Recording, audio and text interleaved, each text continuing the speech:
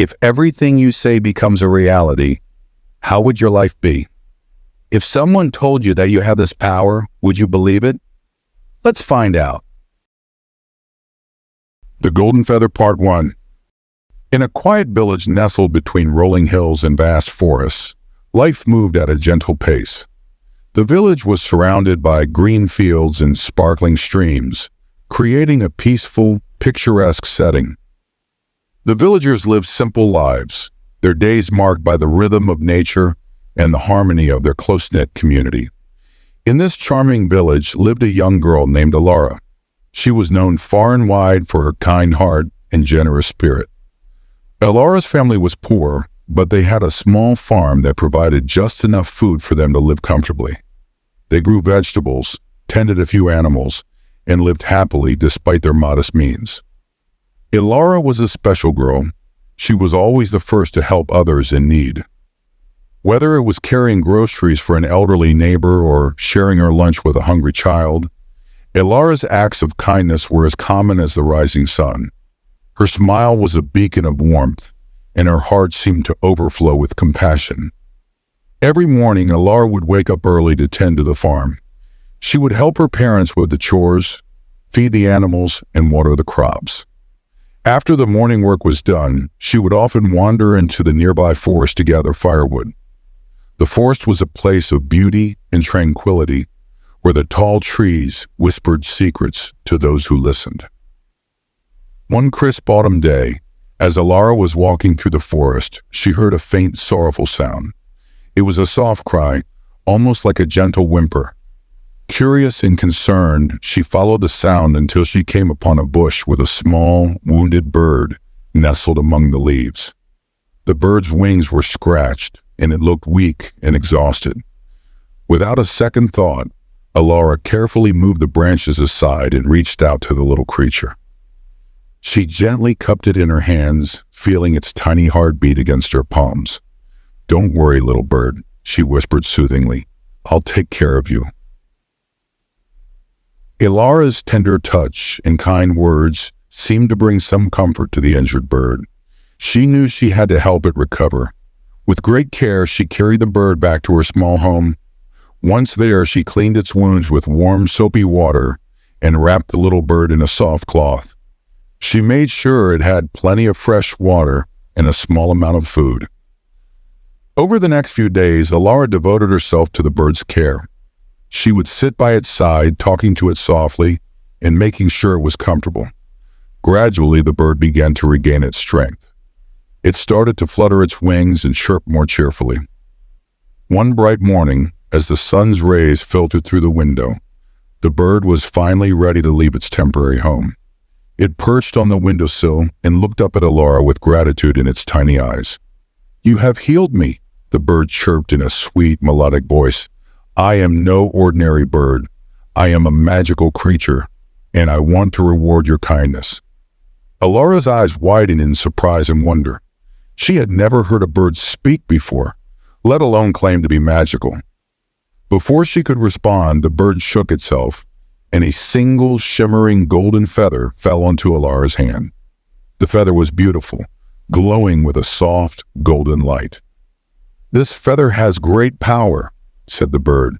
"If you ever find yourself in need, simply hold it and speak your wish."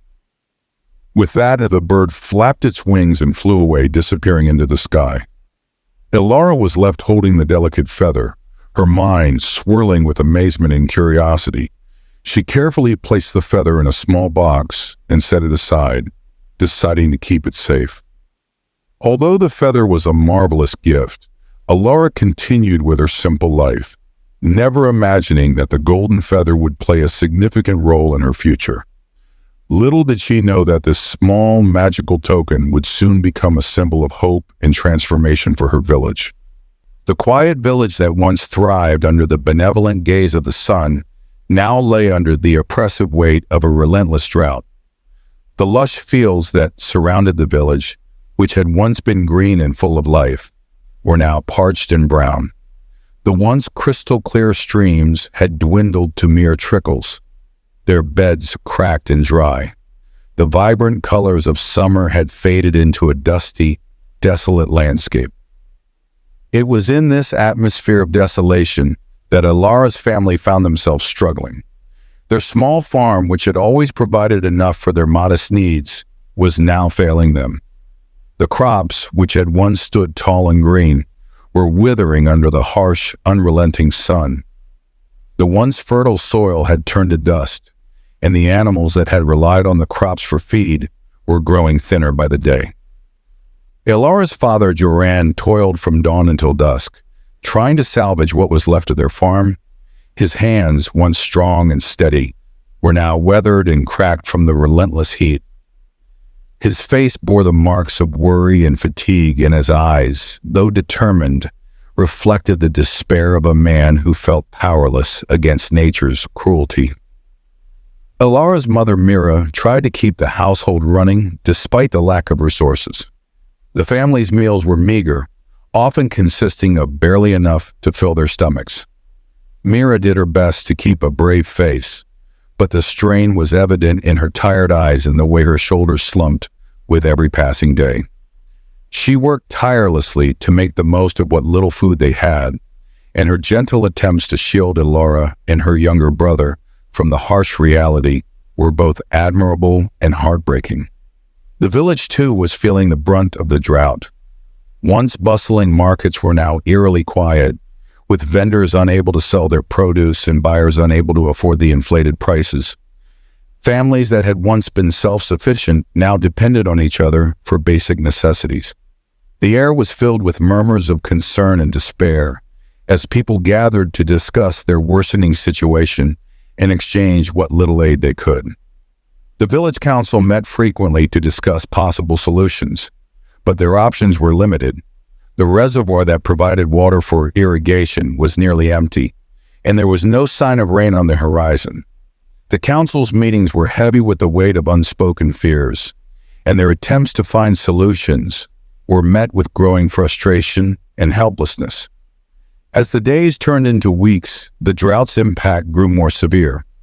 Children, once playful and full of energy, now wandered through the village with sunken eyes and empty stomachs. The elderly, who had lived through many trials, now faced their greatest challenge yet. The community, though resilient, was beginning to fracture under the strain of prolonged hardship. Ilara, too, felt the weight of the crisis. She continued her daily chores with a sense of duty, but her heart ached for the suffering she saw around her. The farm struggle weighed heavily on her, and she often found herself walking through the village, offering whatever help she could. Her small acts of kindness, bringing water to a thirsty neighbor or sharing a piece of bread with a hungry child, were met with gratitude, but they did little to alleviate the broader suffering. Despite her own family's difficulties, Ilara's spirit remained unbroken. She was determined to find a way to help, even as the challenges seemed insurmountable. The sight of her fellow villagers struggling, their faces etched with worry, fueled her resolve. She understood the gravity of their situation and was desperate to find a solution that would bring relief to her family and her community. The village, once a place of joy and abundance, had become a place of quiet desperation. Yet amid the growing gloom, there remained a glimmer of hope. Ilara's kindness, her unwavering determination, and her deep concern for others were qualities that might one day make a difference. Little did she know that her small acts of compassion would soon play a pivotal role in turning the tide of despair.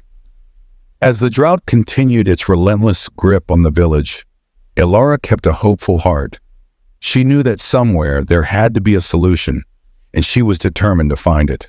The golden feather, though hidden away, would soon become the beacon of hope that her village so desperately needed. As the drought continued to grip the village, hope seemed to be dwindling. The fields remained barren, and the village's once thriving community was now marked by desperation.